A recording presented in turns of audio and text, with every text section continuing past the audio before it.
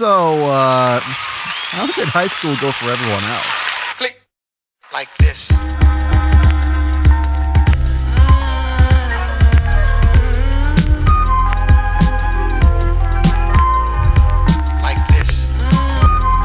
It's actually difficult for me to fully reminisce on high school simply because it's so far removed at this point. 7 years later, and it's honestly just a blur with very little to really appreciate about it. Any friends I had back then have long since not been a part of my life. And I went off to college ready to move in a new direction in life and meet new people. Yet there's seemingly always been a lot of talk about high school being this momentous part of one's life, a point where one really settles into who they are and where they want to go and what they want to do going forward in life. But that didn't happen for me either.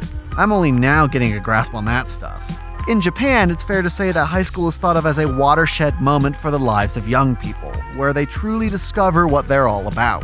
And altogether, it isn't strange that so many anime over the years have found themselves plopped right smack dab in the center of the high school experience. Yet, I don't have any particular fondness for my own high school years, so this setting isn't ultimately the draw for me.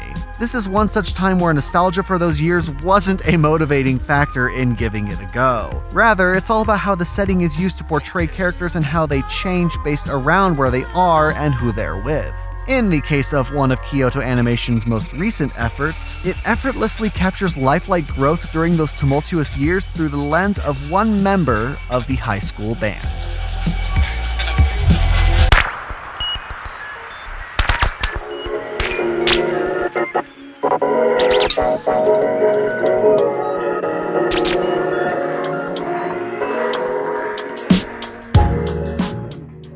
Well-developed characters are essential for a rewarding viewing experience, and are the lifeblood on which any good show, book, or otherwise thrives. And I suppose some of that goes without saying.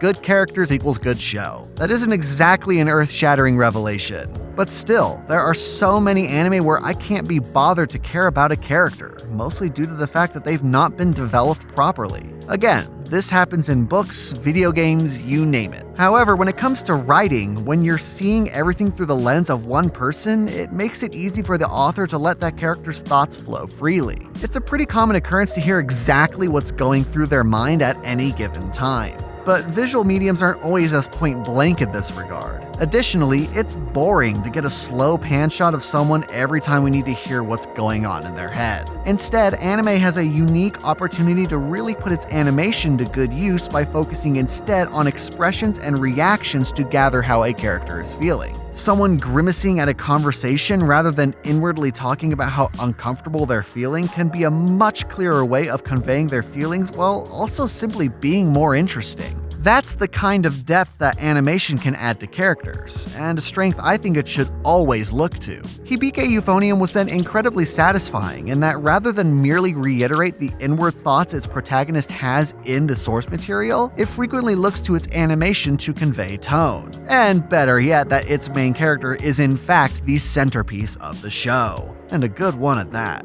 Everything that transpires across Eufo's 2 seasons revolves around one Kumiko Omae, a young woman entering high school with perhaps a slightly more jaded outlook when compared to her classmates. Initially, she's somewhat low energy, dry, sarcastic, and relatively coy when it comes to her true feelings relative to any given situation. She not only gives half-hearted answers, but doesn't throw herself into much of anything with any real vigor. Her moments of lethargy help to highlight that she's very much like an actual teenager, and I'm all for Kumiko stamping on the image of the perfect teenage girl that's buoyant to the nth degree. And even then, the bubbly girls she finds companionship with aren't even there to simply fill that role, as they experience their own moments of self-doubt and growth, or are surprisingly grounded in their positive outlook. However, Kumiko's had a desire simmering just below the surface, one that was fueled by her curiosity as a child looking up to an older sibling, playing in the high school band. She's certainly no slouch when it comes to her euphonium playing. She's played since she was young after picking it up after watching her big sister Mamiko play. No issues there, she'll fit in with the other musicians at school just fine. Yet she finds herself apprehensive to commit to joining the band and enjoy herself a bit. High school is supposed to be a time of enjoyment and growth, of boundless possibilities and the vibrancy of youth. It can be a hugely satisfying time in one's life, and one where someone can undergo a great amount of personal growth and change. But Kumiko saw her sister truly love the band experience and playing every day, only to have to abandon it in preparation for college entry exams, and ultimately flounder after time away at university. Watching someone you love struggle through that would most certainly leave an impression, and as we come to find out, it did. This sets the stage for Kumiko from the outset. She distances herself out of fear of being let down by the experience in the end, out of worries it'll inhibit her down the road. She loves her sister more than she would ever let on, because being a surly teenager can be the easier path at times. Yet she doesn't want to end up the same way. Again, it isn't just that Kumiko eventually admits as much inwardly and outwardly. When there's a deliberate focus on exasperated sighs and forlorn glances, you know exactly how she feels without her having to say a word. And while it looks as if she's hiding this from friends in early episodes, I would argue she hadn't really accepted any of this either, even if she felt it deep down. Much like her desire to play the euphonium because she genuinely enjoys it, she just lets it stew for a while. Of course, that isn't healthy, and those topics manifest themselves most potently in Hibike's second season. It's her eventual closest friend, Reina, who helps to really push her into giving band the attention she probably wanted to give it from the off. And Reina is quite the interesting character to me in that she's seemingly so blank a lot of the time, complete with a deadpan expression and terse responses, but she isn't exactly unfriendly despite initial impressions, and she has several moments where her emotions burst forth, unveiling just where her passions lie,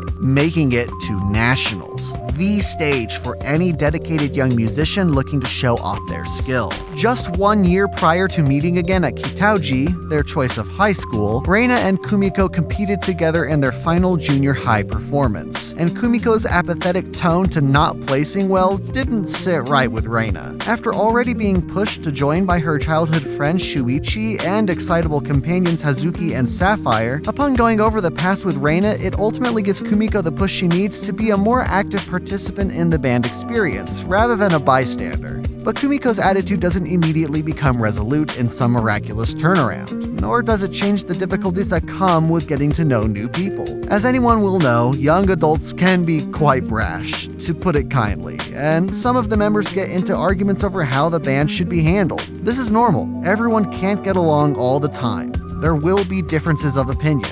It's a big part of why I enjoyed this show, but it doesn't reside only in how they come about, but also in how they're resolved. It's all very human, if I'm at liberty to toss that word around. It just feels very natural that everything can't always be nice and rosy, and better yet, that when drama comes to a close, the past isn't outright forgotten. And Kumiko finds herself involved with just about every piece of strife that rears its ugly head across both seasons. Again, for as coy as she might act, and for all her posturing around different people, Kumiko is ultimately a people person in my eyes. However, for large spans of time, she's seemingly okay with poking into other people's business without fully understanding what the consequences might be, nor taking an outright stance on the matter. She even gets called out for this behavior by an upperclassman towards the end of the second season, a moment that features one of the best voice acting performances of at least the past season. Kumiko is somewhat jokingly pinned as a miracle worker by her classmates, yet her involvement in many a situation does help to iron out some long-lasting wrinkles.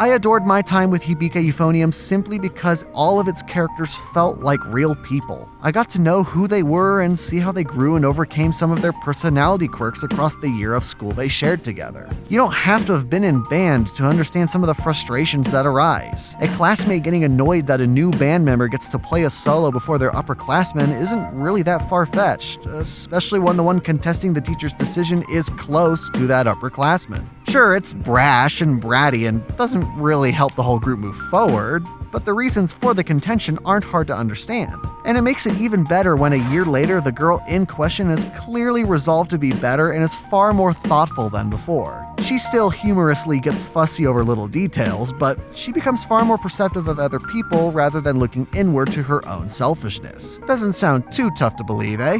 And that's just one prominent member. Kumiko becomes more decisive, more motivated, and learns that she doesn't want to ever harbor any regrets. And I admire her character for learning to work around her doubts and lacks of enthusiasm in order to better herself. Through meeting new people and cultivating these friendships, she learns more about herself in the process. With this comes greater motivation to aspire for more of what she wants at this time of her life. It's something I wish I'd had the capacity to grasp when I was 16. Letting go of regrets and just going for stuff is something I still struggle with at 25. Hell, even concerning my thoughts on various subjects and compressing them into the form of a video probably takes me far longer than it should because I just don't go for it. And even if Kumiko starts doing exactly that, it doesn't always work in her favor. Aspirations be damned, life just doesn't always work out the way you want it to. Turns out, even if I didn't enjoy high school all that much, I actually greatly enjoy anime based around that time of life. For all of my own posturing at the start of this video, it turns out that seeing people grow up a little bit is actually something I find incredibly endearing, provided it comes across in a way that's believable. And Hibike Euphonium is one of the more sincere watching experiences I've had in the past couple of years. It's charming and grounded, but better yet, it's helped me reaffirm some of the attitude changes and frame of mind I'm still striving to improve about myself. Acting more for my own interests and living without regrets are ideals I struggle with still. And I haven't had an older sibling there whose life path I could look to and figure out, hey, don't do what they did. And even if this might sound contradictory, I think this was a big draw for many people that ended up loving this show so much. It's hard to not let its earnestness rub off on you in some way. And my thoughts haven't even ventured onto the topics of animation and direction, both of which were among the best of any shows I watched in 2016. Some of the shots contained within Hibike's 2 seasons are absolutely gorgeous, bordering on photorealism with beautiful lighting, expressions, and the stellar performances the band puts on, several of which are played out in full to dazzling results. I've been assured that the fingering for the instruments played during these segments is also spot on amidst the numerous close-ups and wide shots, further highlighting the dedication that was put in by the animators for this project. All of this should be thoroughly applauded, and I have no doubt some of my peers will or already have delved into their efforts. But for me, this is really just a big plus to the already stellar story that plays out, with Kumiko being the reluctant star at the center of a great cast. Every prominent character undergoes their own growth, whether big or small, and it's all done in such a way that it never felt stupefying. At the end of the day, it doesn't matter if I hated parts of high school. It doesn't detract from the myriad of anime out there that have delved into that time and come out at the end with lessons learned and people changed. Better yet, I can almost look back on it all with a little smile and know that I experienced my own kind of progress, even if it wasn't all good in the end. Much like Kumiko does in her time with high school, watching this show has been a firm reminder that it's not only okay to be sincere, but to get after what you really want and live without regrets. Hibike Euphonium helped me to further realize that maybe it wasn't so bad after all. And even all these years later, those reflections can still be valuable.